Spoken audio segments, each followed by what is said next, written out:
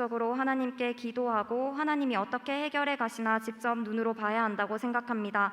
저는 오늘 저의 가장 큰 고민이었던 믿음에 대해 여러분과 함께 나누고자 합니다. 저는 꽤나 정확한 것, 눈에 보이는 수치를 좋아하는 사람입니다. 그래서 어떤 것을 결정하기 위해선 수치화된 자료와 여러 가지 잘 짜여진 논리가 머리에서 정리되고 와닿아야 합니다.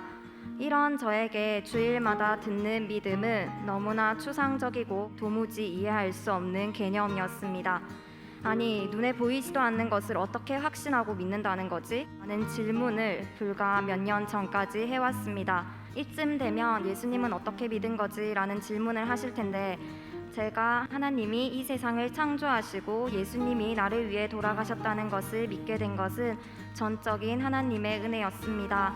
하나님이 있다면 하나님이 있다는 것을 인정할 수밖에 없게 해달라는 외침에 하나님께서 응답하셔서 만나주셨고, 그날 이후 성경의 모든 것이 그냥 믿어졌습니다. 하지만 이것은 하나님의 살아계심과 하나님이 하신 일, 즉 과거에 대한 믿음이지 현재 불가능해 보이는 미래를 가능하게 하시는 하나님에 대한 믿음은 아니었습니다. 그래서 성경을 보면서 하나님을 테스트해보기 시작했습니다. 성경에 사사 기드온 이야기가 나왔습니다. 진짜 하나님이 해주실 건지 의심이 되니까 하나님께 먼저 제안하는구나. 그럼 나도 해봐야지 하며 하나님께 기도했습니다. 하나님, 제가 만약에 이것을 해야 하면 이렇게 해주세요 하며 환경의 변화나 주변 사람들의 말을 통해 하나님이 하라고 지시한 일인지 확인했습니다. 그리고 하나님께 기도했던 일이 실제로 일어나면 두렵지만 행했습니다. 이렇게 행하다 보니 하나씩 해내는 일들이 많이 생겼습니다.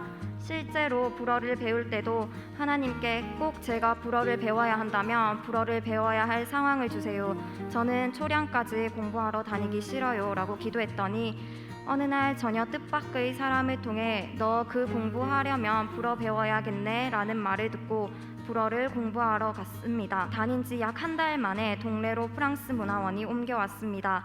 이렇게 기도하면서 하나씩 행했더니 불어 능력 시험도 0.5점 차이로 패스했고 다른 자격증 시험도 가까스로 패스했습니다. 믿음이 성장한다는 것은 하나님을 향한 신뢰가 깊어져 가는 것이라고 생각합니다. 물론 처음부터 강한 신뢰가 있으면 정말 좋지만 그렇지 않다면 지속적으로 하나님께 기도하고 하나님이 어떻게 해결해 가시나 직접 눈으로 봐야 한다고 생각합니다.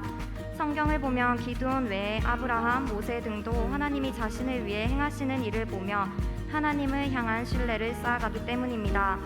말씀을 통해 솔루션을 찾고 기도로 하나님께 요청하고 순종으로 하나님의 일하심이 내 삶에 나타날 수 있도록 해서 내 삶을 열어가시는 하나님을 두 눈으로 확인하며 하나님을 향한 신뢰를 점점 쌓아가는 여러분이 되시길 기도합니다.